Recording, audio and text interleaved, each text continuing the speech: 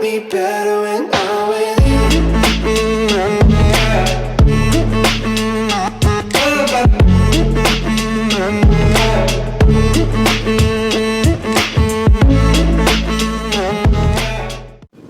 Apakah itu tabaqat?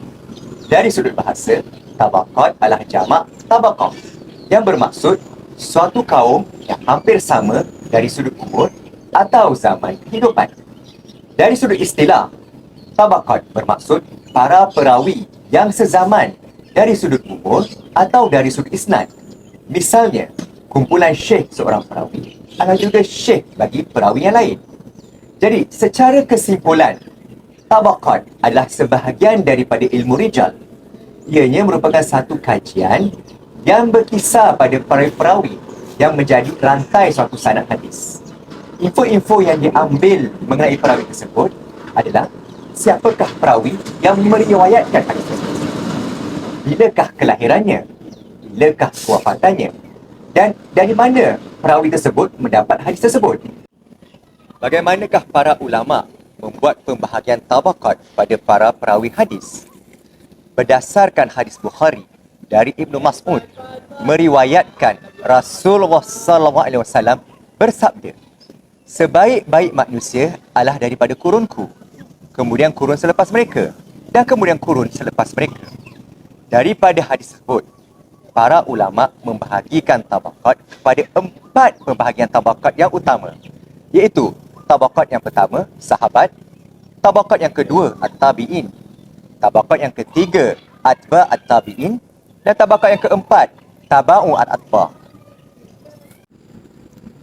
Faedah dalam memahami ilmu tabaqat adalah: pertama, kita dapat ketahui dan juga mengelakkan kekeliruan apabila para perawi tersebut mempunyai nama yang sama. Sebagai contoh, sahabat Rasulullah SAW yang bernama Abdullah bin Zaid adalah 2 orang yang berbeza. Yang kedua, kita juga dapat mengetahui mengenai tadlis, iaitu perbuatan-perbuatan yang dilakukan oleh para perawi di atas sebab-sebab yang tertentu. Dan yang ketiga adalah yang paling utama, iaitu kita dapat mengetahui hukum sesuatu hadis. Itu sama ada hadis tersebut mursal, munqati' ataupun musnad. Kitab-kitab ilmu tabaqat boleh dibahagikan kepada 3 bahagian. Bahagian yang pertama, kitab-kitab yang khusus pada sesuatu tempat. Sebagai contoh, kitab Tabaqat Al-Wasit oleh Al-Wasiti yang wafat pada 292 Hijrah.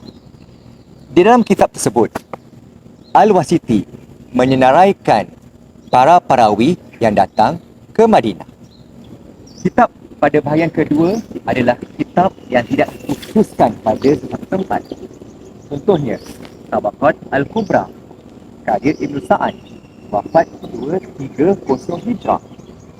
Di dalamnya, dia menyenaraikan segala maklumat yang lengkap dari para perawi, dan tidak mustahillah kitab tersebut merupakan kitab yang paling masyhur yang banyak digunakan. Ianya datang dalam 8 juz. Bahagian yang ketiga adalah kitab yang menyaraikan sifat-sifat khusus para perawi. Sebagai contoh, para hafiz. Sebagai contohnya, kitab At-Tabaqat oleh Imam Muslim yang menyenaraikan 2,200 para perawi dari kalangan sahabat dan tabi'in yang mempunyai sifat-sifat tertentu, seperti mereka adalah hafazan. Baiklah, apa itu tabi'in? Mesti kamu semua tertanya, apa itu tabi'in, betul? Tabi'in adalah daripada perkataan Arab dan Melayunya adalah pengikut.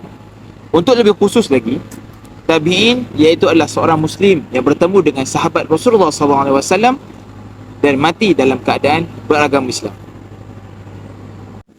Baiklah, apakah faedah mengenali tabi'in? Baik, saya akan menjelaskannya. Yang pertama sekali adalah mendedahkan penipuan. Mendedahkan penipuan yang mana mengenali tabi'in dapat membantu kita untuk merungkai ataupun menyingkap penipuan hadis-hadis palsu atau perbohongan daripada mereka yang tidak bertanggungjawab, dan membantu kita juga untuk menentukan sama ada hadis itu sahih ataupun sebaliknya.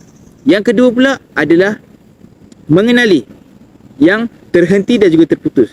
Kat sini kita memahami bahawa yang mana ada nas yang terputus dan terhenti apabila ada hadis yang disampaikan kepada kita.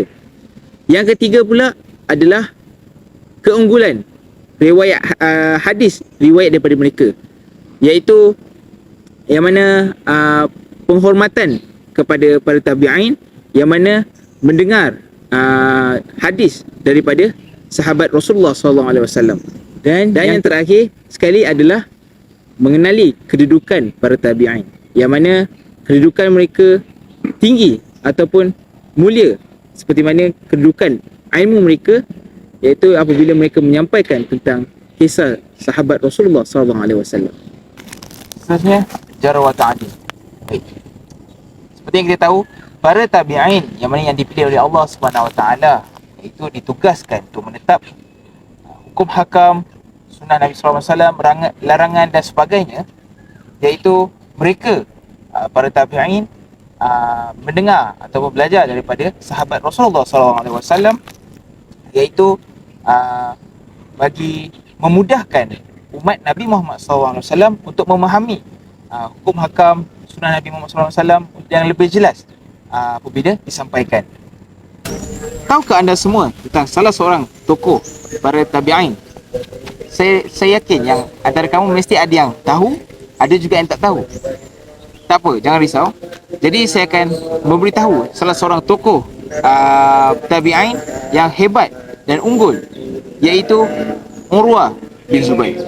Nama panjang bagi tabi'in Urwah bin Al-Zubair iaitu Abu Abdullah Urwah bin Al-Zubair bin Al-Awam Al-Asadi, iaitu dilahirkan pada tahun 23 Hijrah bersamaan 644 Masihi di Madinah. Beliau adalah anak kepada Al-Zubair bin Al-Awam dan ibunya ialah Asma binti Abi Bakr As-Siddiq. Kewafatan Urwah bin Zubair, yang mana banyak sumber-sumber berbeza mengenai tahun Urwah bin Zubair meninggal dunia, yang mana dikatakan tahun itu adalah 93 Hijrah, 90 Hijrah, 91 Hijrah, 92 Hijrah, 94 Hijrah, 95 Hijrah dan 100 Hijrah ataupun 101 Hijrah. Namun yang paling banyak kemungkinan pendapat adalah bahawa kematiannya ataupun kewafatannya adalah pada tahun 94 Hijrah, iaitu tahun yang disebut oleh Al-Waqidi sebagai tahun para fuqaha disebabkan kematian Sa'id bin Jubair dan Sa'id bin Al-Musayyab. Assalamualaikum, Abang Kamal. Waalaikumsalam Afiq. Lama tak jumpa, apa khabar kamu? Alhamdulillah sihat. Abang apa khabar? Alhamdulillah, sihat juga macam tu. Sebenarnya alang-alang ni datang ternampak abang kat sini, nak tanya tengah buat apa? Oh ni saya tengah baca buku apa tu, Ilmu Rijal. Sekarang ni saya tengah memahami bab tabaqat. Tabaqat. Ilmu tabaqat. Tu ilmu apa Okey, dia sebenarnya satu cabang ilmu hadis yang membicarakan tentang sifat para perawi satu hadis tu. Jadi kita tahulah status hadis daripada para perawi tersebut. Kamu buat apa di sini Afiq? Sebenarnya alang-alang saya datang sini, saya ada tengok video orang berniaga. Oh, ya ke?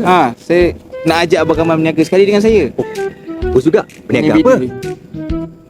Ada video ni, seorang jururawat ni, dia baru je berhenti kerja. Berhenti kerja, lepas tu dia berniaga. And then dia kaya. Sekejap. Cuba tengok ni. Siap ada hadis ni 9/10 daripada sumber rezeki dalam perniagaan. Betul. Kat sini dia cakap hadis daripada Nabi. Nabi kata 9/10 punca rezeki daripada perniagaan. Saya rasa macam hadis tu ada sedikit kesalahan. Ya. Statusnya bukan hadis. Bukannya apa tu, maaf ya, statusnya bukannya apa tu sahih. Oh, macam mana apa kamu tahu? Itu yang pentingnya kamu belajar ilmu tabaqat. Sebab dari situ kita boleh tahu status hadisnya macam mana. Oh, so ilmu tabaqat boleh menentukan status hadis. Nak tahu tak caranya macam mana? Nak. Okey, jom. Kan? Dah faham tak ilmu tabaqat tu? Faham? Jadi kalau kita aplikasikan ilmu tabaqat tu, kita dapat lihat daripada hadis yang disebut awal tadi kan, 9/10 sumber rezeki adalah melalui perniagaan adalah daif jidan. Sebab seorang perawinya daripada jalur Ibnu Najjar, iaitu Mindaf bin Ali, dikatakan oleh Imam Ahmad ialah seorang yang daif. Jadi bila kita tahu bahawa seorang perawi itu adalah daif, maka status hadis tersebut adalah daif jidan. Jadi tak boleh nak katakan ianya satu hadis yang sahih, dan kita tidak boleh katakan bahawa hadis tersebut disabdakan oleh Rasulullah SAW. Kan menarik kan ilmu tabakat ni? Menarik. Jom, jadi nak Terus belajar saya lah. Nak, saya nak. Tapi jangan lupa pula, saya pun nak berniaga juga. Kalau macam tu, jom kita berniaga. Jom kita berniaga dan belajar. Yeah. Jom.